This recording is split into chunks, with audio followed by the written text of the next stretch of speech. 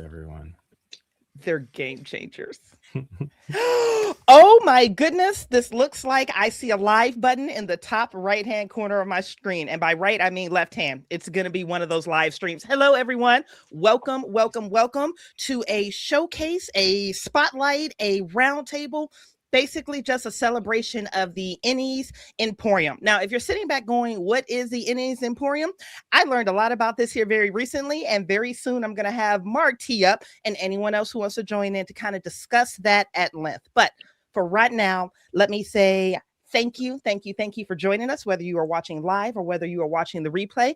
My name is Bridgett Jeffries. If you do not recognize my volume, I was the host of the 2025 and the 2024 Ennies. So somehow those beautiful people, especially Stacy, if you're watching this, I adore your entire face, trusted me to host this celebration of gamers. So here's kind of what we're looking at for an itinerary ways. I'm going to define and articulate what the Ennies are.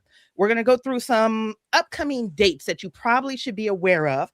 I'm going to slide in Mark to help me explain what the Emporium is. And then we're going to talk to every single creator on this call. We're going to talk about who they are. We're going to talk about the fact that some of us are up at 7 o'clock in the morning right now. One of us is at least up at 10 o'clock at night.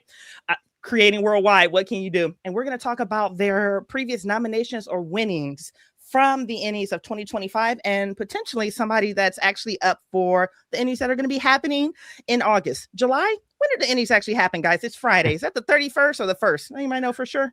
31st. The 31st is coming in hot at Gen Con. So let's slow it down. Let's back into some more dry information, but I'm going to try to make it as colorful as possible. So what are the Ennies? The Ennie Awards are an annual fan-based celebration of excellence in tabletop role-playing gaming. So the Ennies give game designers, writers, artists the recognition that they deserve. It is a people's choice award, and the final winners are voted upon online by the gaming public and announced every year, at least for right now, at Gen Con in Indiana. Now, if you are my dad, I basically call these the Academy Awards of gaming because he has no idea what an Ennie is. He barely knows what gaming is. So what you're looking at right now is a celebration of individuals like me, individuals who are on this call that create awesome content. Dates that you need to be aware of, guys. The nominations are already out. The voting period is open. So if you see your friend, if you see that game that you love, if you see that art that just absolutely inspires you, please contribute to the community. High five, fist bump, hug, booty bump, whatever you want to do. One of your favorite creators with a vote. It looks like, if I'm reading this date correctly, and our production in the background, Heather, can correct me, it looks like voting is going to end on July 19th. And then, as already articulated, it's going to be announced at Gen Con on July 31st at 8 p.m. So if you can make it, come by. It's a great community. They've got a bar. They have all of the product out. It's a really good time. So get your vote in. Your vote matters. It's a great way to see creators. And y'all, it's 2026. Creating is hard. So by all means, please celebrate another creator. Something else that we have going on right now, and again, feel free to correct me, production staff. It looks like the Ennie Awards judge application ends today. So at the point of recording, this is July 7th, 2026. If you are interested in becoming a judge, get those applications in now. It ends today on July 7th, and voting is going to be commencing through July 10th through July 19th. So if you're interested in being involved on a higher, more intimate level with the Ennies, this is a great opportunity for you. Please feel free to submit your judges' applications there. Couple other announcements, and I promise you I'm going to get out of your way because you're here to listen to some of these really incredible people. I've interviewed a few of them, and they're like the best part of waking up. The nominations for the Fan Award for Best Publisher is open. It looks like these nominations are going to end on the 9th and voting begins on the 10th. So somewhere below, if it's possible, Heather, can you throw that link to the nomination form? Feel free to engage with your favorite publisher for the Best Fan Award. So again, you can shout out your publishers that produce some of the content that you appreciate, that you enjoy the most. And the last announcements from me. Next week, I will be back on the same platform with I'm such a fangirl of this. Professor Dungeon Master. This is going to be your host for the upcoming Ennies, which means you're going to get a lot of color, a lot of energy, a lot of experience, and a lot of celebration.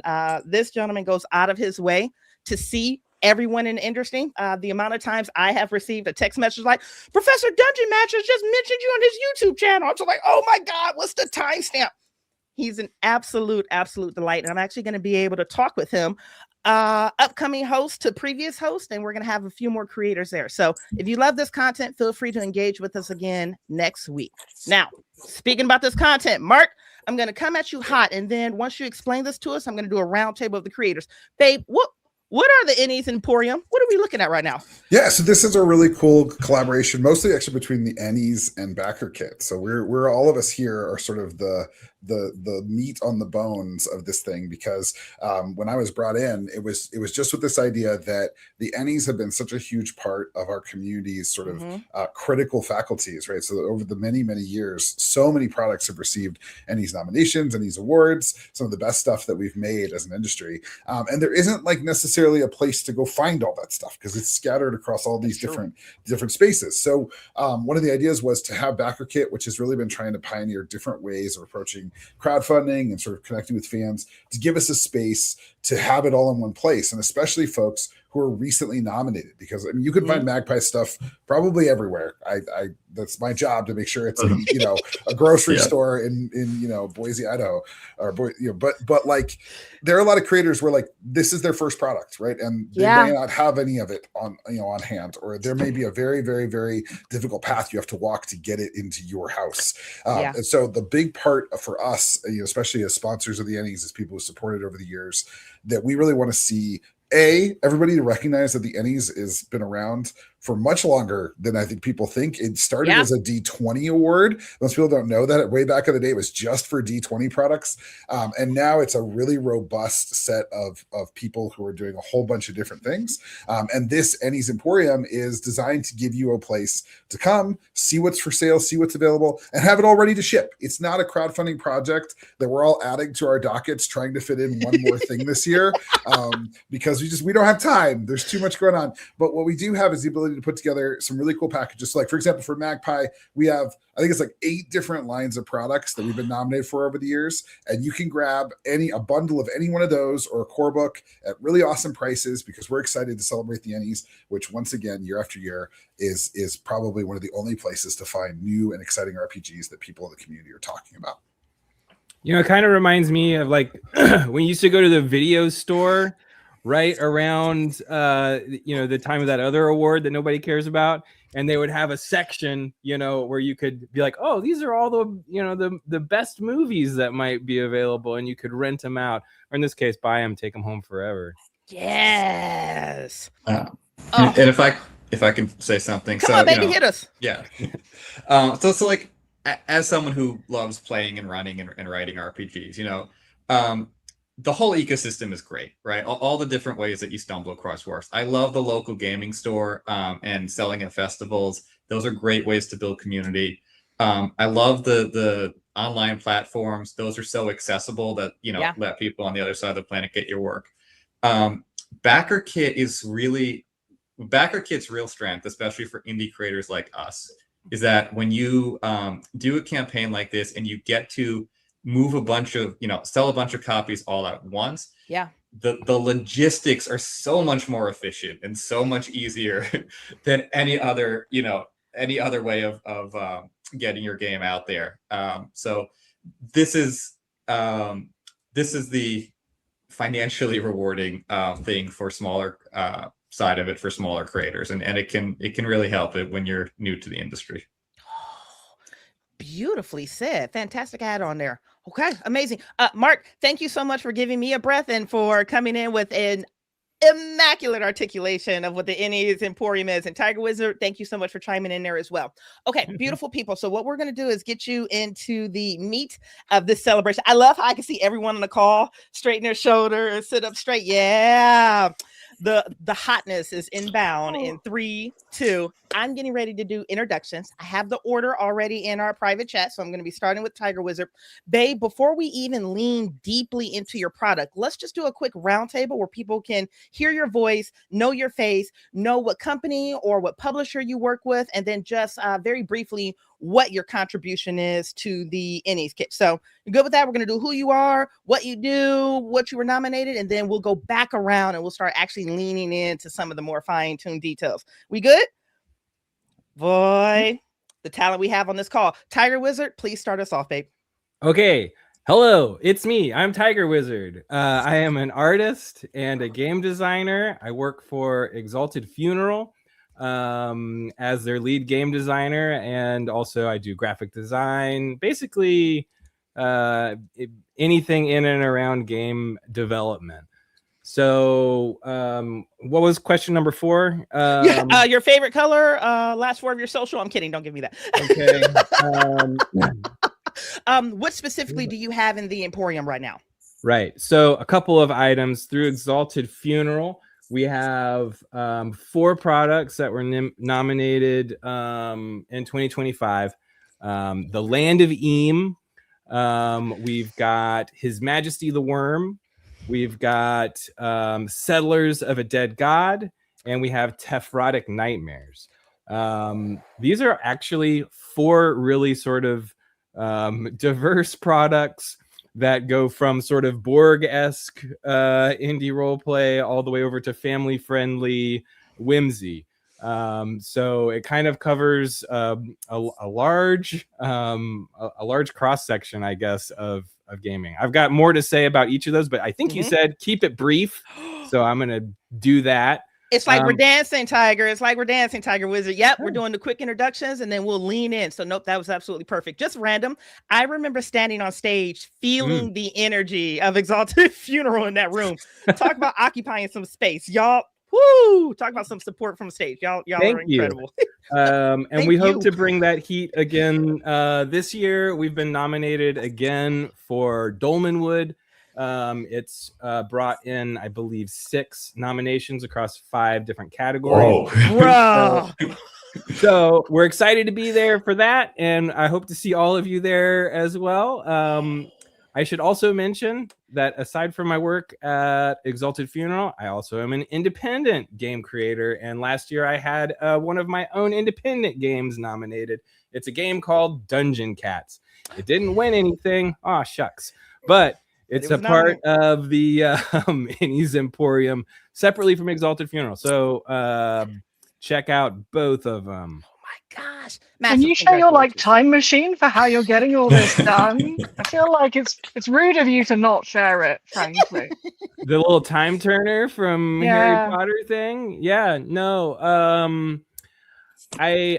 We talked about this a little bit before the stream started off the call, but before I was doing all of this work, I just played a lot of these games, and now there's just not enough time to play them all. So yeah. I also have a cat and a wife and child that I like to spend a lot of time with. So yeah, full schedule keeps a tiger happy. Keeps a tiger happy. Oh, I love it. Okay, we're gonna move over really fast. And by the way, I'm gonna slip in really fast between you, Tiger Wizard and Mark.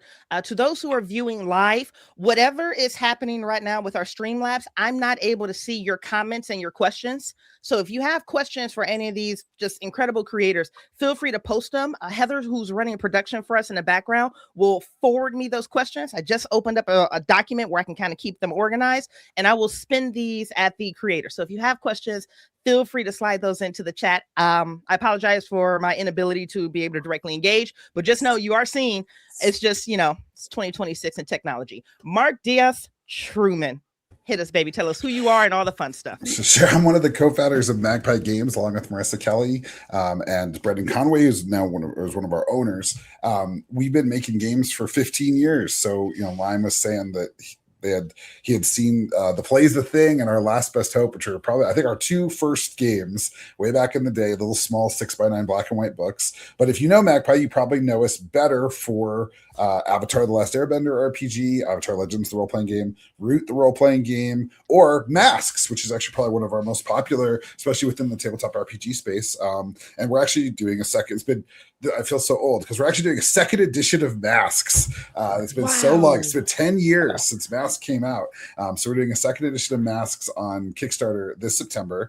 But what we're here with the Ennies is with 8 of our amazing product lines have been nominated over the last 15 years, including Bluebeard's Bride, Zombie World, Pasión de las Pasiones, which is really exciting for us as well. But all of those are available on our page. You can see that there's so much stuff that we've made for all those lines, and we just decided we'd put together some really cool bundles. So if you've ever wanted like everything that came out for Urban Shadows, which was nominated in its first edition, you can grab the newest edition of Urban Shadows all in one place. And what's kind of cool about this is there's so many designers and writers and artists that have been a part of this over the last 15 years.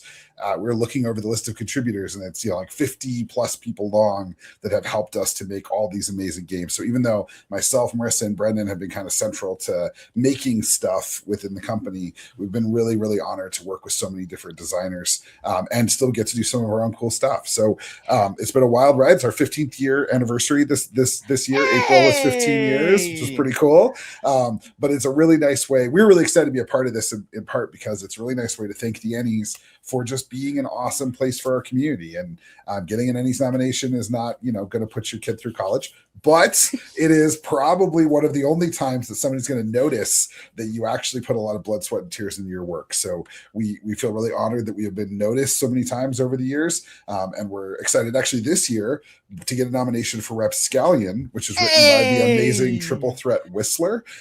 They are the designer, writer, and artist for that game, which is like unreal because the art is incredible, right? So I'm just super impressed with them. And so getting a nomination for best writing this year is really meaningful. And again, it's one of those people that like this is their first game. This is not somebody who has deep industry connections. We're really honored and thrilled to be able to bring their work to fruition after many, many years of working on it. And it's great to see the Ennies recognize that great writing because it is truly, truly great. Wow, Mark, you almost got me crying there, and I'm not even being funny. Beautifully said. Absolutely stunning. Beautiful said. Also, congratulations to them. That's huge. Yeah. Yeesh. Also, Mark, just as a total aside, I will never forget me refreshing that Avatar Kickstarter every 2 or 3 days. Just be like, is gaming really doing this? Is the TTRPG community really doing this? Oh my God, it hit. That was a fun month of my life, let me tell you. Yeah, I mean, one of the weird. It's weird to be a part of this for so long because, like, some of my top career moments are writing dialogue for Greg Baldwin to say his Uncle Iroh. Like, I actually got to do that for the trailer. Watching us tick over to like 80,000 plus backers. Then trying to ship 85,000 packages, which turns out really hard. And like the sort of like wild and crazy path that Magpie has taken has often put us in the position of having to make really tough choices and make things happen on very tight budgets. We still work in the TTRPG industry, but I am eternally grateful for everything that we've been able to do. And I think it's pretty rare as an artist to be able to say that I've done almost everything I've wanted to do in this industry. And part of the reason that we're excited, like, for example, to come back to Masks 2 is because we've been doing it for so long that we actually are like, hey, remember that thing we did 10 years ago? I think we could do it better today. And that was definitely true with Urban Shadows, where I think we put out the best version of Urban Shadows. So it's fun to be the old man in the room. So I'm excited that we have all these awesome new folks here. But man, 15 years is a long time. 15 years is a long time. You may be the old man in the room, but you're being very intentional about lifting others around you, and that's how this hobby persists. That's Lime, baby, hit us. Whoa, yes. Who you are, honey? Hit us. I'm Lime, and yes, Dawn of the Orcs is my first real role-playing game.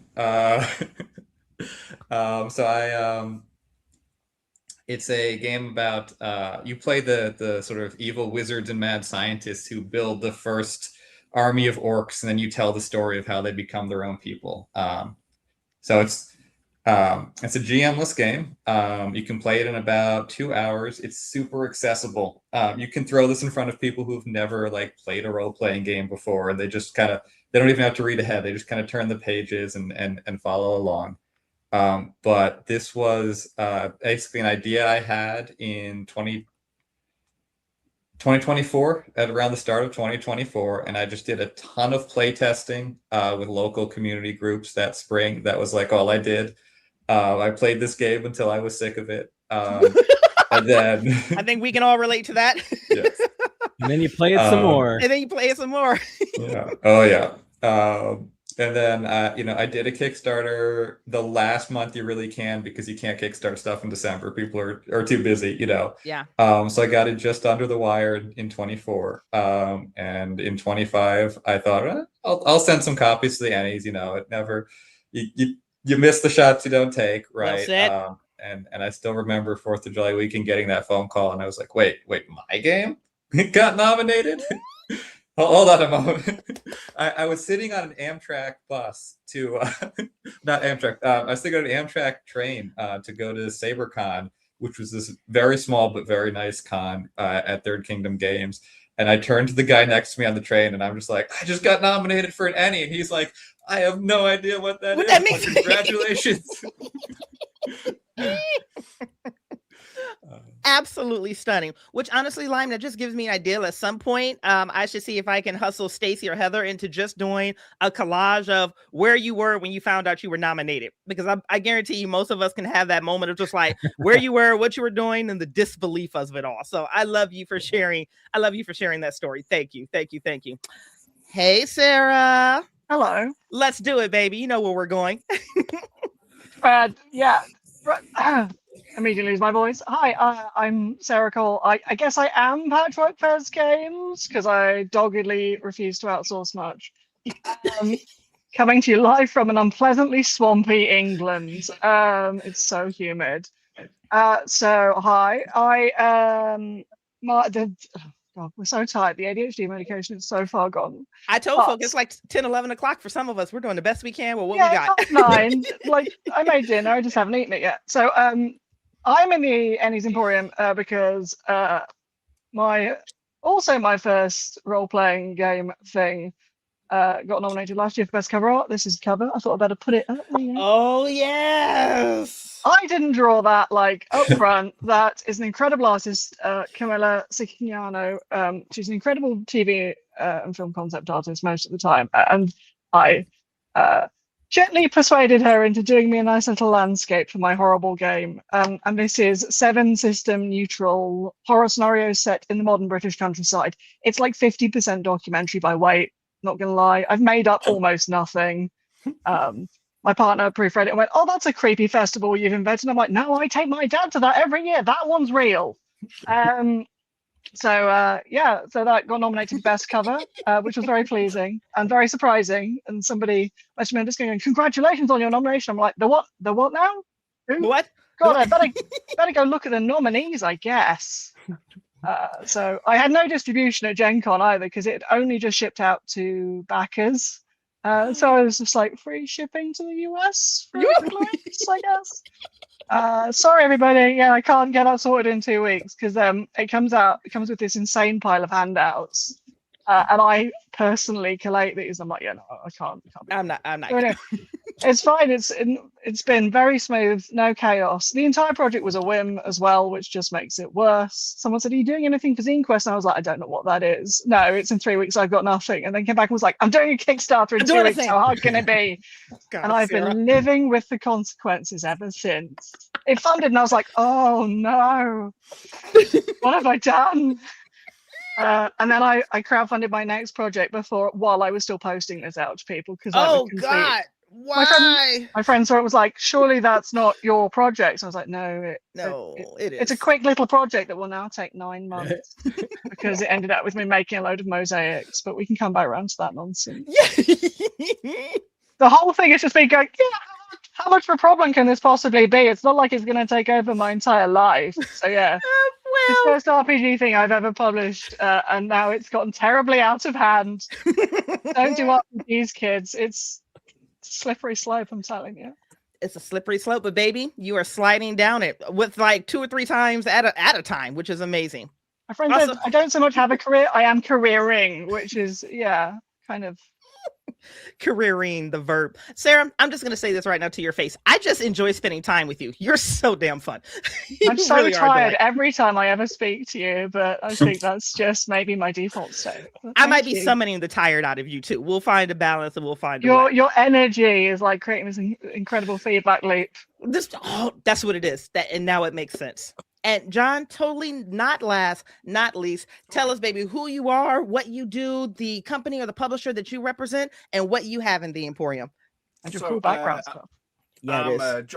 John Hodgson. I own and run a little company called Handiwork Games, and we are in the Ennies Emporium for our Best Art nomination for a game called Maskwitches of Forgotten Doggerland, which I can kind of really relate to Sarah, because I had the really stupid idea of illustrating this whole game with like physical props, sets. How hard can it be? Mesolithic flints. Yeah, exactly. You just go, well, the weird thing was I just didn't think it was remotely possible, and then just sort of, funnily enough, talking about that ADHD thing, it's like, oh yeah, I've told myself it's not possible, so now I have to do it. And yeah, I'm really, really delighted to be nominated for an Ennie last year. It was big validation, for this absolutely ridiculous project, which I still love. We're doing a new book, has come sort of to fruition right in time to launch on the Emporium, which is amazing. So yeah, I wasn't sure it was going to happen, but it is happening. Yeah, there's some of it going on behind me now. Some little people. Come here, little people. Do I wreck the thing if I move too much? And actually, John, I have so many questions about what's going on behind you. Yeah, let's talk about it. Can we please? Because this in the back this should have been me, really. I did make a stop motion animation as our acceptance speech, which you have to do in case you win, but then we didn't win. Can we roll that now? Skit with a body in a graveyard. So. Yeah, I should have it on it. I'm going to wheel in a TV now where you can all watch it. Yes, please. Thanking the judges and the voters I think you should just record it on old VHS tapes and leave them lying around in random places for people to find. Oh, that's so haunting. I should say as well, I'm a bit of a sort of fake as an indie game producer. I'm no kind of stranger to the Ennies stage from a few years back when I was creative director at a company called Cubicle 7, and we sort of won quite a lot of stuff, like the One Ring. I was kind of lead artist on the One Ring and all of that jazz. So I'm kind of cheating, really. I'm kind of cheating. And with my pretend indie game, yeah. I was just going to say, John, sympathies. I staged a murder scene subtly in the background in a churchyard for my acceptance speech. It didn't get used, but I did it furtively in the daytime while I was like, nobody see me. I'm going to get the police calls. But I had a brilliant one. We do a reskin of Maskwitches that's all like little Scottish wee folk, and I've made, I can't reach them from here, but they're little elf puppets, and I was out locally photographing them, and a woman shouted at me from some distance away as I was laid on my belly photographing these little guys in this stream, and she says, "What are you doing?" And it was a rare moment where I had my wits about me and remembered there's a beautiful Zen story, and I just went, "What are you doing?" It's like shouting at a man, photographing his dolls. It's political correctness gone mad. A man can't take his dolls out in public and photograph them down the river. Yeah, so we do all that sort of nonsense, and we're very lucky to be able to do it. I don't quite understand how it's still working, but hey, here we are. I think everyone on this call has looked themselves in the mirror and said the same thing, probably today. What is this? All right, John, I'm gonna start doing product highlights really fast, but it's stressing me out. What is directly over your right shoulder? What is going on with her? Is that her? What's going on? That one, yeah. I promise. I feel like it's blinking at me. You should have pretended there was nobody there. Yeah. A log in motion. Oh, it's all. Oh God! Hang on. Wait, look. Oh, the hair's off. Look. I moved my horrible mosaics out of the shop. Right? This is how I live now. But look, there you go. Look, I should have worn this. Look. I love this for you. Yeah, very That's good. cool. Oh, I love the teeth. Teeth for eyes. It's like Jasper Johns, but all wrong. Yeah. My friend who collects teeth. Look at this. Oh. It's all going on. Look, there's that's a bulldog skull. It's not a real one. Look how tiny a bulldog's brain is. Anyway, my goodness. This is how you get any nominations. I was just gonna say, it's like, and that's what I get for asking questions. Me and my unbridled curiosity. We got to look at Mark's face. Mark's like, see, you did that to us. John's really quiet there. John hasn't said much. Oh no, what's he doing now? Why has he got a skull? I wish I was coming to you from home and not from my day job, so I could show off some of my wife's. Like, my wife does some bone jewelry and nice. related artistry. So Oh well. Oh. You We've know still got what? some Next skulls time. lying around though. Yeah. John has horrified us enough, and I work in horror full time, which I absolutely love. Woo! Okay. Family, let's go ahead and hop in with the interest of time. And the order that I have is the same order that we did introductions. I'm going to mention a couple of things that Heather just highlighted to me. But if you guys want to do something a little sexier, a little fancier, like we do a D20 roll off, and whoever gets the highest or lower is the first person to speak. Sure. I know y'all have dice by you. Don't lie to me. Don't even pretend to run that for me. We can do. I know y'all do. I already know it. All right, we're doing dice. It's too late now. A couple. Everybody things reach back and grab your bone dice. Right. They're Couple too far. things- They're all the way up there though. Yeah, it's fine. Yeah, it's okay. You can make up a number. It'll be fine. Or I can it's a roll for you. 20. Oh, it's a 20. Amazing. It's a 20. It's a 20. Oh, we Yes. all got 20s. What do you know? I got a 1. Is that bad? We'll find out together as a family. I'm going to pull out dice too for no other Snake reason other than eye. to be a part of the family. Got All right, an couple things enemy. in from Heather. Stacy says that she's going to post the acceptance speeches on socials. That was John's fault. Y'all can blame John for that one. Some comments coming in from the viewers that Mask Witches was in capital letters, mind blowing, which is absolutely brilliant. All right, are we committed to this nonsense that I came up with? Are we all rolling a D20? Yeah, sure. All right, Sure. let's roll it. All right. I'm just going to go in the same order of introductions. Tiger, would you roll? 14. 14. Mark. Oh, you're on mute. Sorry, Of course. 17. Oh, 17. Lime. 7. 7. Sarah. 5. Oh, and John. 14. Let's go talk to Magpie Games. Mark, let's lean in, baby. Tell us about what's in the Emporium. Let's lean in. And if you guys have questions in the live chat, post them. I'll do my best to cipher them back and forth. Mark, the floor is yours. Hit us, baby. Okay, great. Well, there's like I said a little earlier, several, like a decade and a half worth of stuff in there. So what we wanted to do was give folks a chance to kind of see everything in one place. So first we have our little cute tag with the APA button. If you go check out the Explore projects, you can see a little cute tag with APA. But we have a lot more stuff than just Avatar. So first and foremost, I think probably our most popular stuff that we have in there is the Avatar Legends, the role-playing game, and Root, the role-playing game. Both of them are really cool licensed products. We're really excited about trying to bring that world to life with an RPG. And when I was a kid, I don't know, licensed RPGs weren't the best things in the world, right? They were just kind of sometimes just tacked on there. They weren't really that real. But I also know that like the Star Wars RPG was like huge for me when I was a kid, right? Like it was just so impressive and cool. So that was what we really set as our goal for both of these, is to bring those worlds to life. So they both use Powered by the Apocalypse as their engine, but obviously as a PBTA game, it requires a lot to like make it work for that thing. Yep. So the cool thing for Avatar is that you have a balance track. Every playbook has 2 principles that you're caught between. So like the successor, who's like Zuko, is caught between tradition and progress. And so you go back and forth between the two until you decide on one. It's kind of the end of your character story. So Zuko maybe decides on tradition, leaves his family and tries to make something new, right? You know, Toph maybe decides on community over excellence, and instead of going and following her own path, stays with her friends, right? Root, on the other hand, is a little bit more like D&D, a little bit more woodland creature adventure. It's based on Root, the board game, a board game of might and rights, woodland might and right.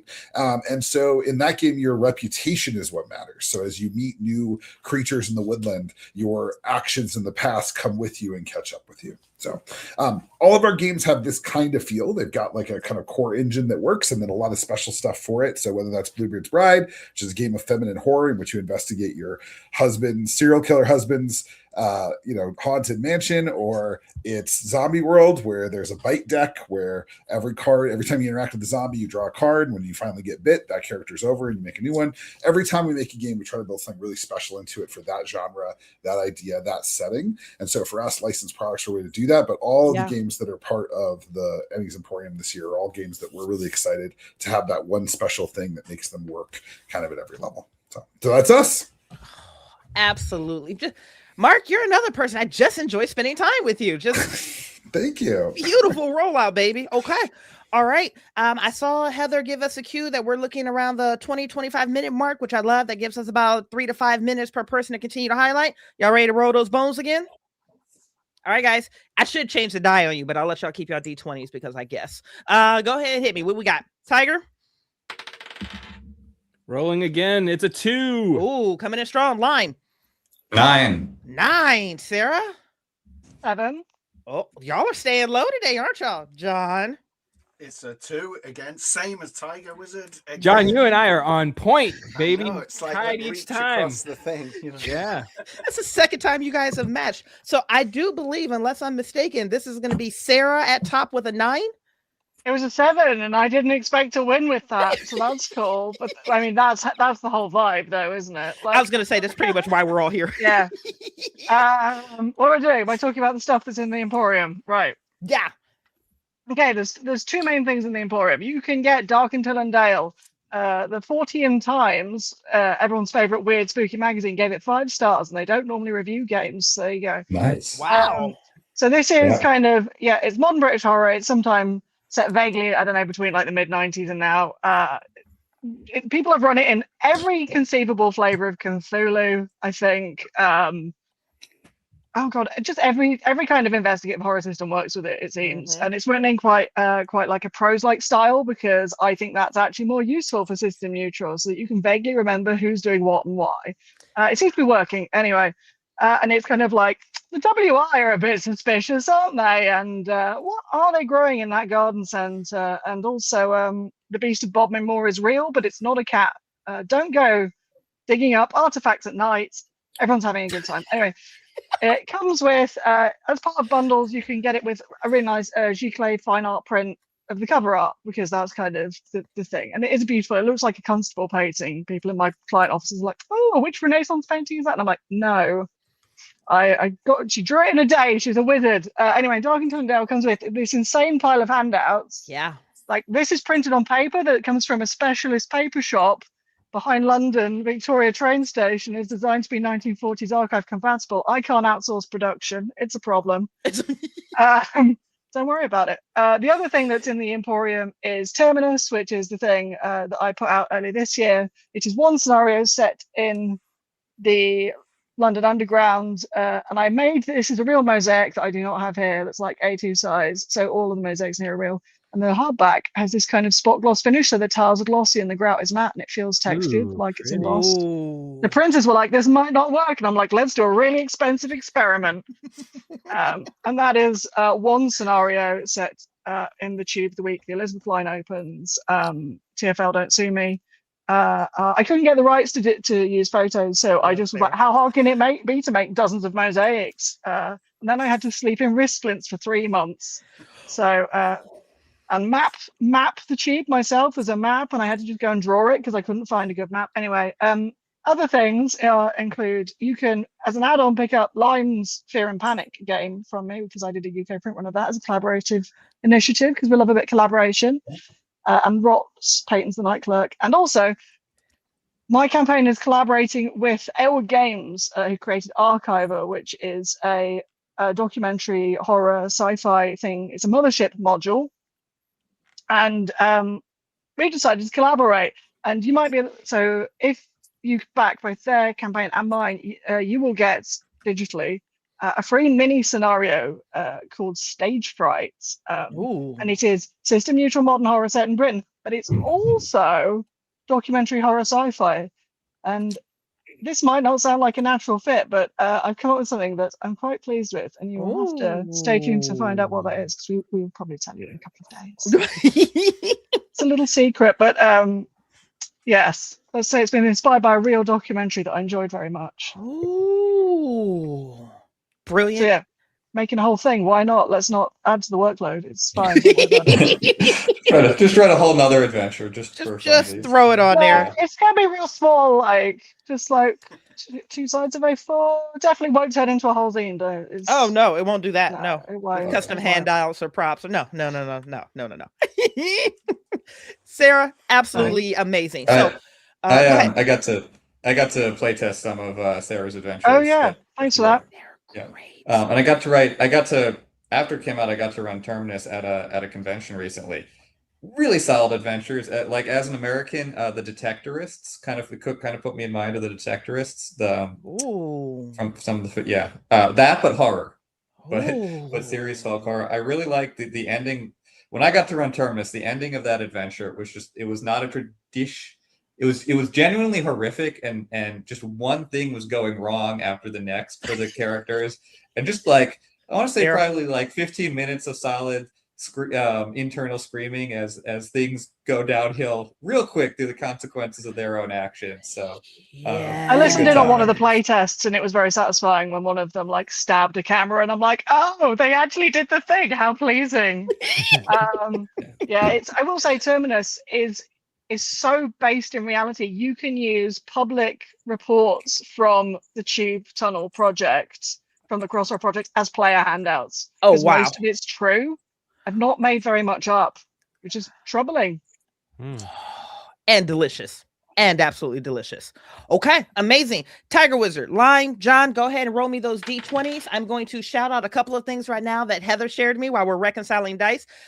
Mark Hastermine 1900 says that they love Cartel. And also going to Mark, getting a lot of love from you for your Free League RPG Day support. So you're getting a lot of affection from the fans in chat right there. So I wanted to forward that over to you. Sarah, don't go digging up artifacts at night. Is just add that to the long list of reasons why I just enjoy spending time with you. Look, I'm not saying this is a cursed penny, but you know, what you do at night it digging doesn't around. win any scratch cards. Let's put it that way. I feel like folk horror is really having a time. Like we've got 2 folk horrors just here, but we've got a bunch of folk horror this year in the Ennies also. It is on the up and up. I will say I have strong feelings about what actually constitutes folk horror, and mine is a mix of cosmic horror and architectural horror and a bit of folk horror. Because I'm not going to missell my own stuff. It's partially folk horror, but yeah. Sorry, this is not the panel for that talk. I personally love you for saying it, because that just means I'm going to invite you back onto the Miskatonic University podcast so we can hear your definition of folk horror. That's so great. Way to threaten me with future comes content. To town. It's you're the stranger going to the town. But anyway. Oof. Ooh. Oh, that was weird. I got chills on I that. listened to that. Yeah, that is good. Okay, Tiger, what's your roll, baby? Oh yeah, I forgot we were doing that. Yeah. 9. You got a 9. Lime? 2. Y'all in the low rolls. John? 7. Oh, you're so close. Going up to Tiger Wizard. Now, baby, just as a quick reminder, you do have a couple of questions that were submitted to the chat. So I can refresh those, but I'll put those in the chat for you. You go away. Ask away. All right. Your first one is you got a go. Am I going to mispronounce this? Domanwood comment. Okay. Domanwood. Yeah. There we go. Asked if you have any tarot decks. Ooh, okay. So the tarot decks is probably about His Majesty the Worm, which is a tarot-based system. This is Josh McCrow. I had the pleasure of actually working as an editor on this one. And it won 2 awards last year, best writing and best awesome, I forget, but there's actually not a tarot deck on its way right now. There's a divination board right now. The mega dungeon or the mighty dungeon that comes is basically, you can build your own dungeon with this book, but we have one coming out called the Castle Automatic that basically takes you through all of the steps of delving into the dungeons. And there's 2 divination boards, one for the player and one for the GM. Bruh. If you sign up for the pre-order, which is live right now on exaltedfuneral.com, you can get on board with that. There's also a map of the entire dungeon that you will get as a part of pre-ordering for free. And then, yes, the book is sexy. And then also, I should mention that in the Castle Automatic, several of my illustrations, my isometric dungeons, are going to be the challenge zone maps. So eyes up for those delicious things. Love a map. Love a map. Yeah. So was there another question about there is, my love, the other one, and I think I copy and pasted this poorly, so love me That's through okay. my hop, skip, and a jump. I'm gonna love you all the way through it. And also, Bridgett, thank you for doing this, like the opportunity to have us all here to like talk about all of these fun games that we're doing. Thank you, I appreciate that. Thank you. Thank you. Nope, I'm coming at you strong, honey, because at this point it's like we're dancing, Marty. Again, choppy copy and paste. Asking if any support for the future, ? Wormskin coming back, Minnie's Adventures. interpret that for us. Do you know what we're talking about? Yes. All Bingo, right. hit So us. we're talking about Dolmenwood right now. And yes, there is support for that product line coming up in the future.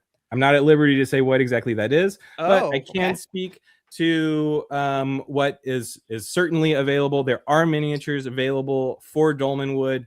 I don't think that they are out of stock yet. So if that's what the question is about the Dolmenwood miniatures, I believe you can still get them. I might have to fact check myself on that. Wormskin, most of the content from the original Wormskin zines has been updated and edited and is a part of the campaign book. So there is no plans to reprint the sort of ongoing zines. Most of that content has been adapted and included into what exists now as Dolmenwood. And then I should also mention about the campaign book. Is it the campaign book? Yes, it is the campaign book. If you participate in the thing that we're here to talk about, which is the Ennies Emporium, from Exalted Funeral, any pledge level will get you a free PDF of the Dolmenwood campaign book, which is massive, chock full of art. It's part of the promotion. Like I said, it's been nominated for this year's Ennie Awards. So definitely, if you're kind of on the fence about checking out His Majesty the Worm or Tephrotic Nightmares, let me show off Tephrotic Nightmares really quick. Yeah, show us. You know we want to see it. So Tephrotic Nightmares, there's no white, there's no black. They're all differing shades of gray. This is a Coptic bound book, which means that it's open spine and sewn here. It's all weird. It's painted shut, so when you get the book, you have to crack it open. It's a forest that burned down by the arsonists and built an ocean of ash that you have to sail through for adventures. It's just beautiful. It's from the creators of Morkborg, and written by Luke Gearing, art by Johan. It's amazing. That cover is bleak. I'm a fan. Love that fancy production. Also, the title of every one of the things you've named is incredible. Thank you. Yes. Titles go hard. His Majesty the Worm, Tephrotic Nightmares, Settlers of a Dead God. Okay, so this is a campaign setting where you play as insects that are inhabiting a dead god. Maybe it's just me, dead, but you are living on the surface of a cadaver or of a corpse, and you are, mining precious minerals from their teeth. It's awesome. It's probably one of my favorite settings. Whoa. It's compatible for old school essentials, but you can put this into any old school style game. Just adapt the setting. And then forgive my weak arms. Oh gosh, because this thing is heavy. The Land of Eam. All right, so this has been called the Lord of the Rings meets the Muppets, and it's basically that. It's full of whimsy, but it's not for kids exclusively. You can certainly play with your kids, but it is a deep system. It has amazing mechanics for not just resolving conflicts, which enforces a level of dialogue before you just jump in with your sword and start hacking stuff. It's also got a very robust system for crafting items. It's a massive hex crawl. It's a massive box. It comes. That thing is thick, honey. Yeah. You see that thing? Of course you see it. You're holding it, but that thing is thick. It's thick. Does it come with free reinforced shelving? Like, we actually ran that, and one of my players had one of my favorite names of all time. He said his name was Orge, which was short for George. Love it. Orge. And the puns that Classic. sort of flow through that game, like they don't stop. It's like a never-ending river of fun. The puns don't stop. Yeah, the puns for sure. So all of those, if you get them on the Ennies Emporium, then you will be able to get that free download of Dolmenwood. Like I said, it's been nominated for best product, best monster book, best maps, Yeesh. best RPG related products. So It's definitely been nominated for best, really. Just best. Yeah. best. The Yeah. best. Yes. Best. Respect. And say again. Great respect for Yeah. best. Oh, thank you so much. Okay, and then now that all the respectful stuff is out of the way, Dungeon Cats. This is a little postcard-sized zine that I made, Sweet. and kind of like Aw. Lime, I was kind of blown away when I started. Okay, so I was at Callaway Gardens with my family. I was taking my daughter to like a picnic, and I was strapping her in the car seat, and my phone was blowing up. I was like, I'll get it later. It's nothing important.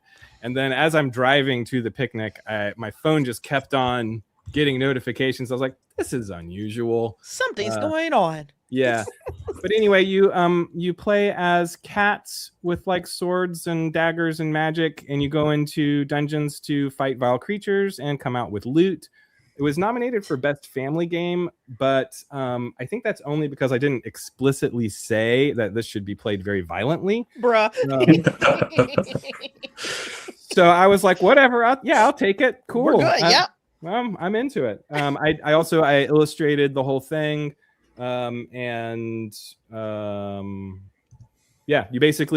You roll 2d6. You have 9 lives. You have to roll under the number of lives that you have.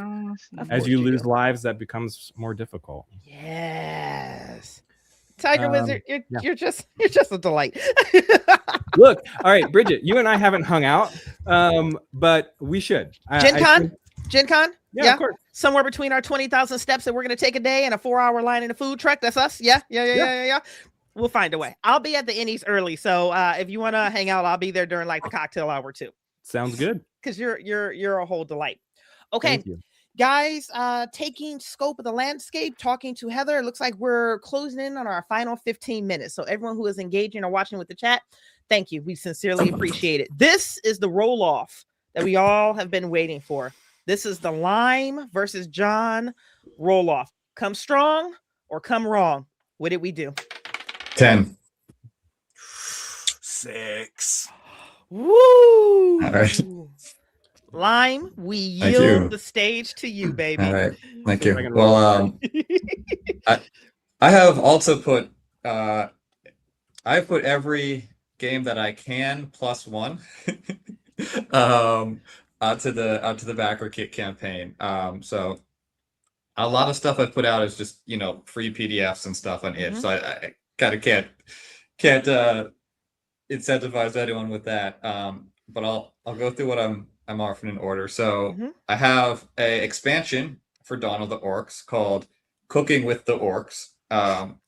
This was an April Fool's release I did this year. And I thought this could be, I've kind of been thinking about that, growing up as a kid, I like that story, the Stone Soup, right? And I had one of the really sort of older illustrated versions where it kind of looked like Napoleon soldiers coming back from Russia and starving. So there was like that little grimdark hint to that story anyway.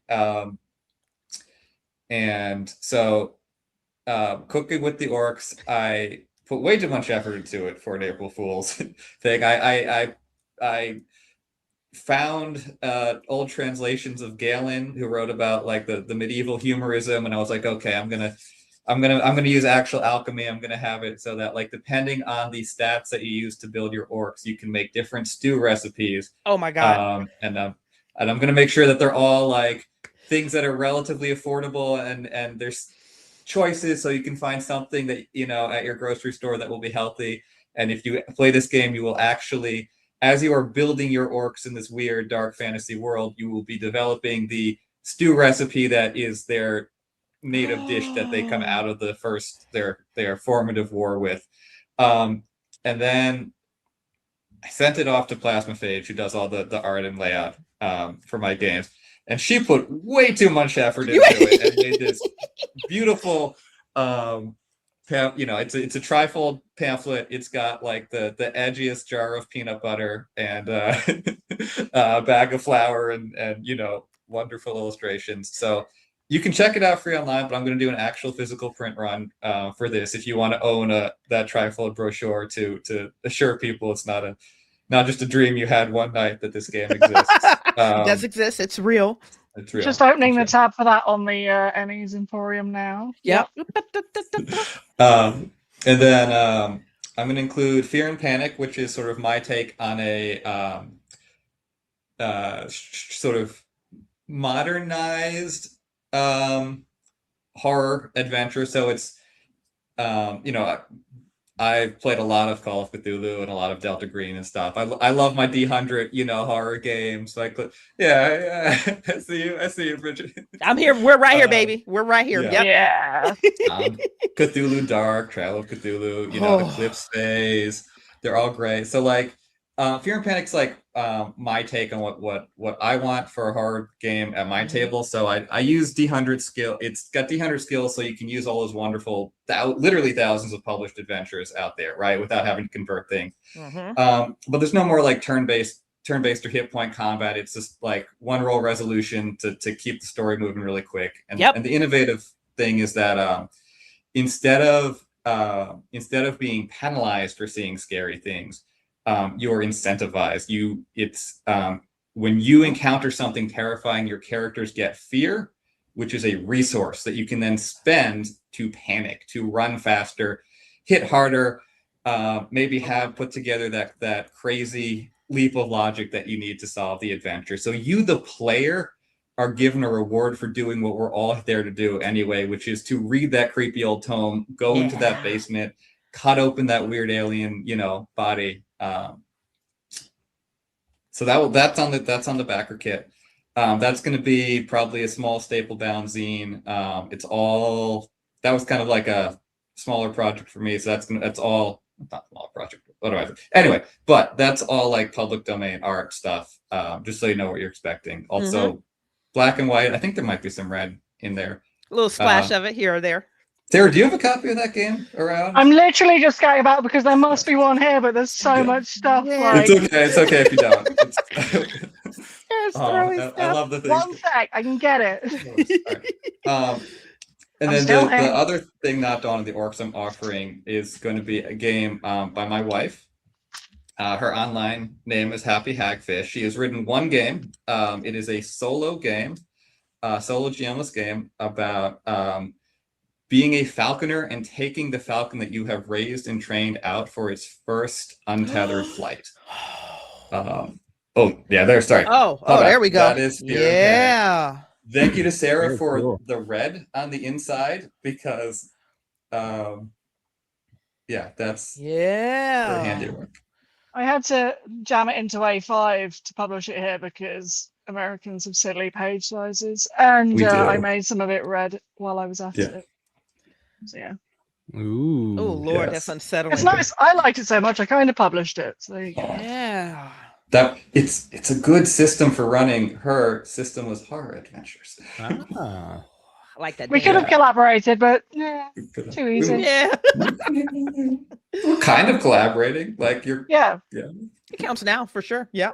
It's so hard to get stuff out of the US and abroad sometimes with postage. I'm like, what if I just print some of them here? Here, yeah. It seems easier. That's how I'm probably doing stuff in the future. Print in the US to sell to the US and printing abroad to sell abroad. Basically. Yeah. It's get some lower monk risk to print it for you. It would be cheaper to do one giant print run, but I am a small guy and don't low risk is more important than profit for me, Yeah, and that scale swings with everyone that's on this call. We're all approaching it from a different place. Yep. Anyway, so first flight, it may, I don't know, I don't want to like promise never, but like it may never be printed before or after because she's not really interested in selling things basically, but she was kind enough to let me throw in something interesting.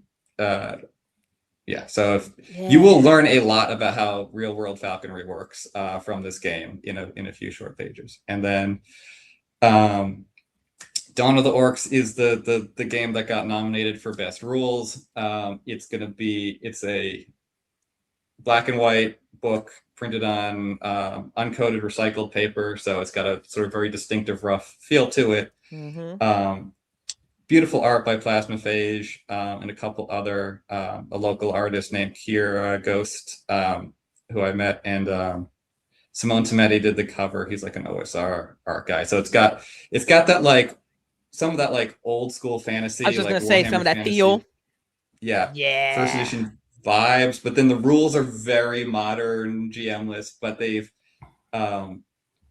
pretty much anyone can play it and have a good 2 hours time with like 1 to 8 people. I think I played it with 8 people once in like a very loud, crowded room. Jesus be offense. Like in like a room where like a 50-person artist collective was meeting and having loud debates, and half the table had never played RPGs before. Yeah. 2 people had never heard of orcs before. Oh yeah, you're like, we're gonna onboard everyone right now. Let's rock. Yeah, it was great. And they made orcs with long beards that rode giant capybaras into battle. And one guy had an incredible character arc where he like betrayed everyone twice. He abandoned his own country to join everyone, and then at the end he betrayed them all again and was like the single warlord left ruling the wastes. He was great. Shout out to all my old gaming friends, and also to Designed in the DMV and DC Creators Club, who are all super helpful.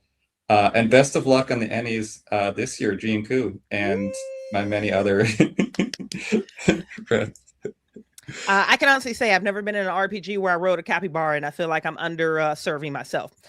John, we are going to close out with you. I'm going to do a quick closing announcements, and then we're going to get out of here. I feel like we should take a moment to shame your dice. If you're uncomfortable shaming your dice, I'm going to do it. It's like, oh, just go, John, and that's all we've got time for tonight. Thanks everyone for coming. Thanks Great show, everyone for everyone. staying up till 10 p.m. No, it's fine. Listen, it's all good. Sorry, we're losing you. People should just go and check out the Ennies Emporium, check out all the campaigns, but check out Masqueraders of Forgotten Doggerland. Tells you all about it there. I don't want to keep anyone up past their bedtime already. Oh, wait, no, John, I'm going to interrupt you. This is your time. We're not rushing through you. We've got time. Yeah. I bought 10 more minutes. I need you to tell me about it because I don't want to have to read stuff. I got all day. Yeah, I bought us another 10 minutes. You lean in, baby. We're here to celebrate you. I'm trying to get out of it. See, joke's on you. You might be able to tell that when you watch this back, I've been painting the whole time because I got. Wait, John, what's that? What's that on your shelf behind you? Let's more weird creepy So anyway, so what have we got in? I'll get on with it now. Actually, so yeah, Masqueraders of Forgotten Doggerland. That's the book. That's the main book, hardback book. I think, thanks to the kind of support we've already had, we're going to do a new print run of that, which will be absolutely fantastic, which will allow us to get it a bit, further around the world, which will be great. In the game, you basically play the titular Masqueraders, and your job is to protect the hunter-gatherer communities of Forgotten Doggerland. Nobody in the game calls it that, but that's the area under the North Sea between sort of Scandinavia and Britain. That used to be land, is now flooded after the Ice Age. People used to live there. They don't anymore, as far as we know, because it's a sea. When things go wrong for the hunter-gatherer communities that roam around Forgotten Doggerland, evil spirits are spawned, sometimes escaping from the melting ice. Sometimes they just turn up. And your job as a Masqueraders is to find out what's gone wrong. You can try and prevent the spirits from spawning, but we all really want the spirits to appear so we can fight them. Come on. Your job is to battle the spirits. You find out their names. You make witch knives. There's a really anachronistic thing where the witches kind of know a bit about working metal thousands of years before anyone else does. So I think it's quite well researched. It's got a really chunky bibliography at the back. We try and do our best to sort of, whilst it's a fantasy, it's all kind of quite rooted in a lot of research. Loads and loads of artwork that is all, as we've said, all sets and models. It's got some photos of actual Mesolithic flints. So there's these 10,000-year-old flints appear in the book in the sort of tools section. I've got a video online of me crying, unboxing those when I acquired that collection, which I have been told by my archaeologist friends, I must say that it's not okay to go and buy collections of flints. These are all surface finds where there's a site that's about as close as you can get to Doggerland in the UK in Norfolk. That is like a caravan park, and they keep grading the land. It's on a Mesolithic flint working site, and they destroy the archaeology every time. So these are all surface finds. Anyway, I just have to say these things, otherwise I get phone calls from angry archaeologists. What else can I say about it? We've got quite a lot on the campaign page. You can get. We did this really cool black and white version called Pine Pitch Black, which is all really sort of moody. It's the same book, but it's all black and white, very much like German expressionist cinema. It's really cool. If I get any time, I really want to make a sort of dungeoneering game with props and sets and models in the style. So you can get a copy of that. That's quite hard to get at the moment. What else? Yeah, we got the GM's Companion as well, which really unpacks all of it's quite lightly written Mask Witches. It really leaves a lot for you to work out, and I want that to happen at your table. You get all of my kind of insights in what it all meant. I mean, it's perfectly playable from the book, but there's more to say. So yeah, that's what it's all about. It's kind of crazy. Go and it looks so good. It does look stunning, haunting. It's absolutely sort of stupid, really, in a kind of good way. That's why it looks so good. Yeah, the ambition of it was just like ridiculous, but hey, we did it. So great. Yeah, you did it. Amazing. Actually, everyone on this call, congratulations, guys. Yeah, You did it. You did it. You did it. You survived your decision. You just survived your decision. And because of the Ennies and other communities like the Ennies, you're recognized and celebrated for it, which I think is absolutely huge. Okay, closing this out. Oh my God, Heather, it's like you and I are dancing from behind the screens. I was just getting ready to say some of the same stuff that's tickering across. The Ennies are going down this year on July 31st at 8 p.m. This is going to be at Gen Con. Voting is still currently open right now. It's going to close on July 19th. So feel free to vote for some of the content that you've celebrated or heard on this call. Go ahead, baby. Sorry, the voting hasn't started yet. It starts on the 10th. Voting starts on the 10th and closes on the 19th. Thank you so much, baby. I appreciate that. So in 3 days from now, voting is going to start. Thank you, baby. And closes on the 19th. So vote on the content that you've heard on this call. Vote for your favorite publisher. Vote for somebody new. If you enjoyed the content, celebrate it with a vote. Unless I'm mistaken here, Heather, running down, judges' applications do close today. So if you want to be an Ennies judge, listen, you got a handful of hours to skip daddly do over there and get that application in. Voting for that is going to start on the 10th, and it's also going to end on the 19th. And if you are looking to engage with your nominations for your fan award for best publisher, that is open right now. It looks like that's going to be ending on nominations are going to end on the 9th, and then voting is going to begin on the 10th. So there's lots of ways to engage. In closing, I am just going to say very quickly, there are people on this call who published their very first RPG and it was nominated. Finishing is hard. It just is, especially when you're creative, especially when gatekeeping is real and imposter syndrome is real and life is very real. Finishing is hard. Not only did you guys finish, you took the extra step to actually share it with the world. That's a fear all into itself. And you submitted it for the Ennies for recognition. So for everyone who was nominated, massive, massive, massive congratulations. When I say you did it on multiple levels, you did it on multiple levels. For our veterans who are on the call, congratulations. Way to refine your craft, way to elevate it to the next level. Congratulations on going into your second print. Mark said something that I thought was absolutely stunning. He stood by his product and said, this is the best print run we could have done of this product. Stand by your, I won't swear on somebody else's channel, but you know what I want to say. Stand by your content, stand by your product, and continue creating. So for everyone who is tuned in live, thank you, thank you, thank you. We genuinely appreciate you. If you're watching the replay, thank you again for choosing to spend time with us. Heather and Stacy, you guys put me in this chair. You also put me on that stage 2 years in a row. Thank you. Thank you, thank you, thank you, because that is a choice to celebrate me and to support and uplift me, and I deeply appreciate it. So, guys, this has been our roundtable, our talkback, our spotlight, our, I don't know if they actually gave it a real title, but we're going to love it anyways, for the Ennies Emporium. Go support this content. Go vote for the Ennies. Heather, this is us.